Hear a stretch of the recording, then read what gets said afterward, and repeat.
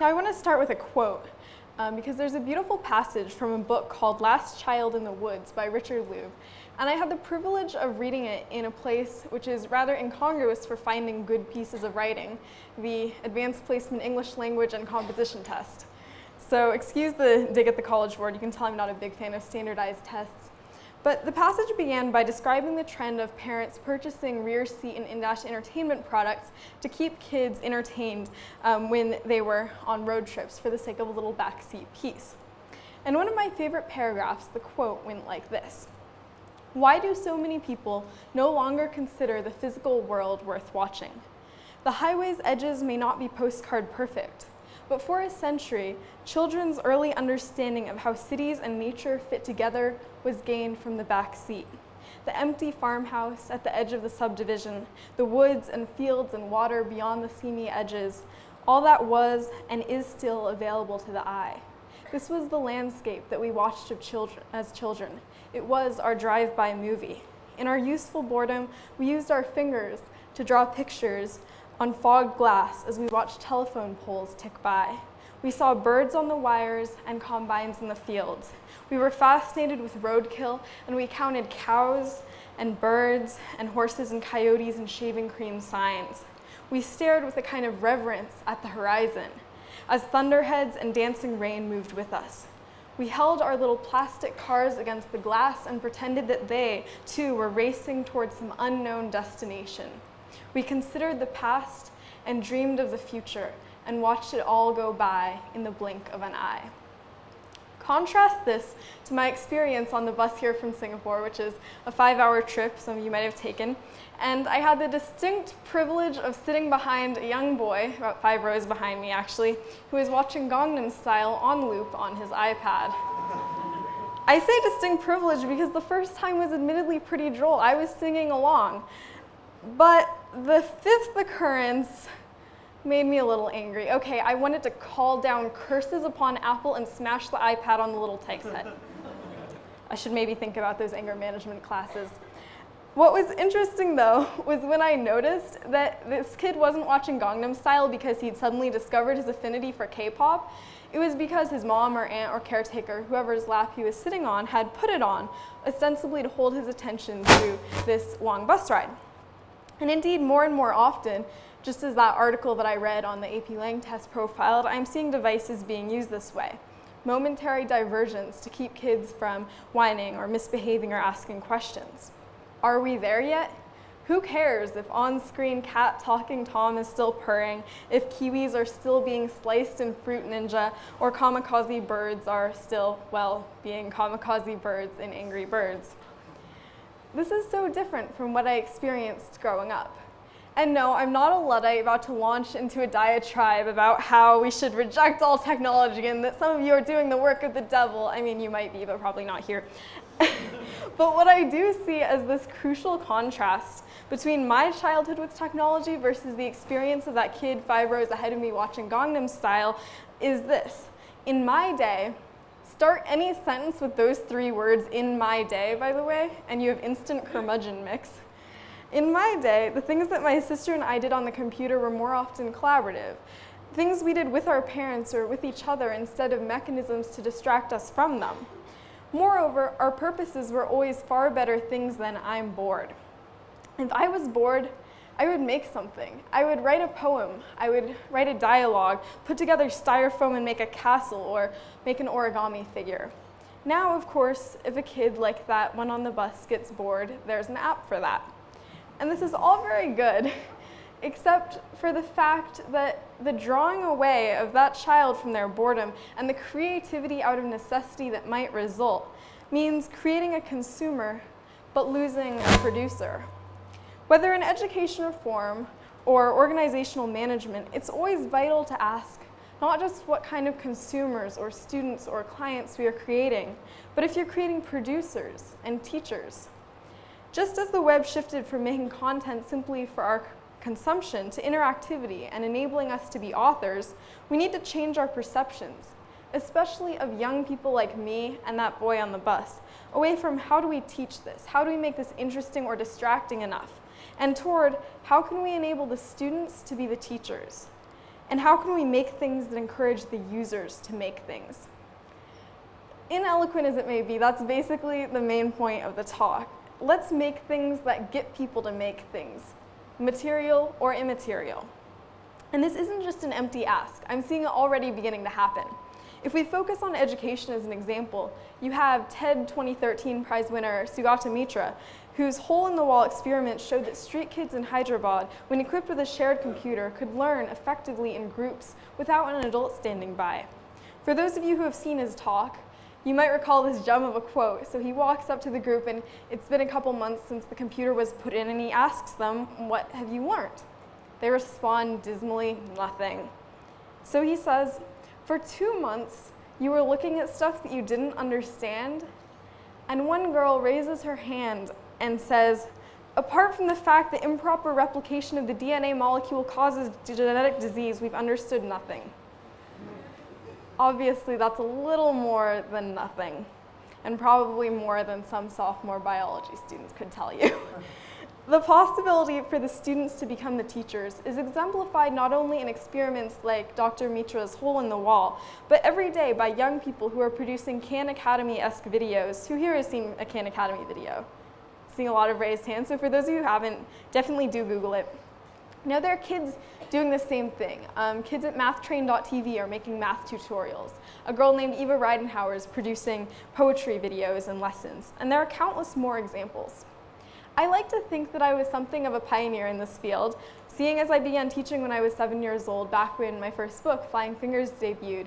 And back then, I had no fancy pedagogical terms in my head. Educational best practices, it was a distant buzzword. And so basically, what I knew of education was whiteboards and PowerPoints. So I dutifully constructed these horrifying PowerPoint presentations. Horrifying not because the content was bad, but because I worked under the misguided impression that number of bullet points positively correlated to goodness. And I would march out in front of these assemblies with my horrifying PowerPoints and get ready to teach.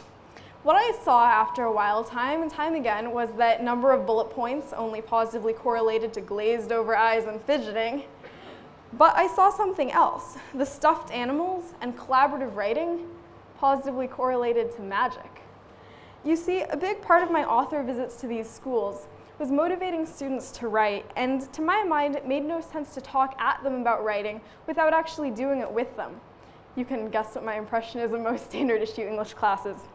So when presenting to young kids, I would bring a box of trusty stuffed animals, and we'd pull them out, and one by one, I'd say, let's write a story together using these as characters. And it surprised me how much they appreciated the chance to do something so simple, to create characters, to develop settings, to think about a plot. And then I realized that for many of these kids, this was an incredibly rare break from a steady diet of fill-in-the-blank assignments. My friend Priya Ganesan gave a talk at the TEDx event I organized, TEDx Redmond, in which she told an anecdote. Her middle school class was given an assignment to write a poem about winter, but half of the words were already provided for them. I mean, is that poetry? And so the students in these presentations really had something unique when they were given the chance to go wild with their imaginations. The chance to come up with our own worlds and to use our own words, that was liberating. And they exploited that liberty to the highest possibility in really admirable ways, coming up with characters who could be as ridiculous as they were beautiful. And once I remember video conferencing with this class in New York, where we decided for whatever reason to write a poem about a ninja with stress and bladder control issues. It was beautiful. My PowerPoints may have been crimes against humanity, but I like to think that I made up for them by giving these students a brief chance to be authors in a school system that expects them usually to work in a far more circumscribed way. Unfortunately, I think that not a whole lot sometimes changes from our middle and high school days. We're still expected to fill in blanks when we get to college and be adults, maybe not on worksheets, but in life. Entrepreneurs like Vishen are all too rare, and I think that it takes guts to work outside of the status quo to an extent that makes me really admire people who do that. I had the privilege of visiting the MIT Media Lab in Boston when I was there on a trip, and I had the chance to meet with Jia Qi. She's an innovator who's combining high and low tech to create enthralling visual displays, art pieces. One of her creations is a traditional Chinese painting under which lies a network of circuits. When you blow on the painting on one of the dandelions, the seeds will scatter because of the LEDs under the surface. I was absolutely transfixed as she walked us through a demonstration, and if you take a look at the video, which I think we have here, you can see a quick example.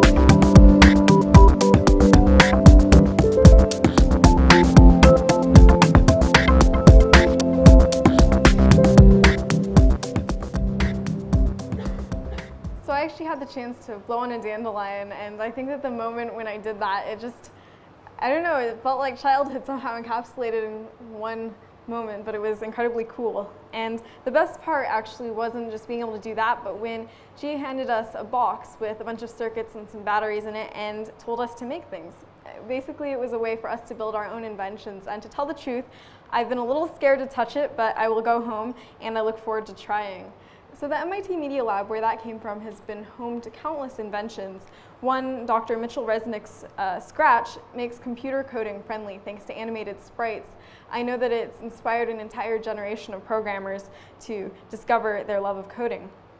Now, as I walked out of the MIT Media Lab, which is this big white glass building in the middle of Cambridge, the thought occurred to me, why couldn't school be like this? maybe not as cool as that building, but definitely that same focus on creation instead of always consuming. It reinforced my existing beliefs about where our schools need to be going. When I met Vishen at the XPRIZE event in California, I got to know Mindvalley's approach and philosophy, which also set me thinking, why aren't schools structured like this? Why couldn't I be as happy to walk into high school as employees are here? Just like Mindvalley gives everyone here the power and freedom to contribute and have an impact from individual actions and efforts, and there's an R2-D2 trash can, I think that learning should be something that students seek of our own volition, not something like a job that we feel is forced on us, not something where we fill in the blanks, and not something where we have no R2-D2 trash cans. I am mourning the absence of that very much. Of course, regardless of what we know could be done better in education, many of us, probably some of you in the audience, are still stuck in an outdated model when we know that doesn't work, and one that values whether we know the right answers instead of whether we know how to ask the right questions. But if we can't change our own system right now, then we can definitely work outside of it. In my case, that's what happened with organizing TEDx Redmond, the By Youth for Youth event that I've directed for 3 years in a row now. And we pride ourselves on being one of the only TEDx events to have an all-youth lineup of speakers as well as a planning committee. You might think that this is precisely the kind of thing that schools in our area would love to participate in, but that wasn't the case the first year when we called up people and asked them to share it with students. We met countless obstacles and dead ends, lots of "we'll sees" on the phone from principals and everyone in the educational community. All this surprised me, but it didn't discourage us. And we found success that first year anyway, with over 700 people coming to show up. I give TED a lot of credit for shifting away from the model of being primarily focused on putting content out there for people to consume. I mean, everybody knows and loves TED Talks. But one of the greatest things to me about TED as an organization is the fact that there's really a do-it-yourself attitude that has spread through the TEDx program and through TEDx event organizers. And this is one of the best things about organizing grassroots creation: empowerment. Yes, I finally did get around to the empowerment that I know was promised in the title. It's the topic of empowerment that brings me to tell a story that I grew up with as a bookwormish girl in rainy Seattle who loved devouring Greek mythology. Some of you might know the story of Prometheus. So he lived up on Mount Olympus with the gods, but went to live amongst men and quickly noticed that they were unhappy. He found them living in caves and in holes of the earth, shivering with cold, dying of starvation, hunted by wild beasts and one another. If only they had fire, said Prometheus to himself. Without fire, they are worse off than the beasts. Prometheus went to Zeus, king of the gods, and begged him to give fire to the people. I will not, said Zeus, not one spark will I share with them. Prometheus didn't answer, but he had set his mind on helping mankind, and he did not give up. So as he was walking by the seashore, he saw a tall stalk of fennel. He broke it off and saw that it would burn slowly and stay alight for a long time. He carried the stalk with him as he began a long journey up Mount Olympus. Mankind shall have fire, despite what Zeus has decided, he said to himself. And with that thought, he snuck quietly into Zeus's own domain and stole a spark of fire from his lightning bolt. And so Prometheus hurried back to his own land, and he carried with him the precious spark hidden in the hollow center of the plant. The people I know who have taken it into their own hands to make things, whether lessons, apps, events, or high-tech artwork, have the world in their hands ready for the shaping. So I challenge you to ask yourself, do you want to do things that people merely consume, watch, laugh at? Or do you want to be like Prometheus, bringing us the gift of fire from the gods, so that we may all see what may be illuminated in the flickering light? Thank you.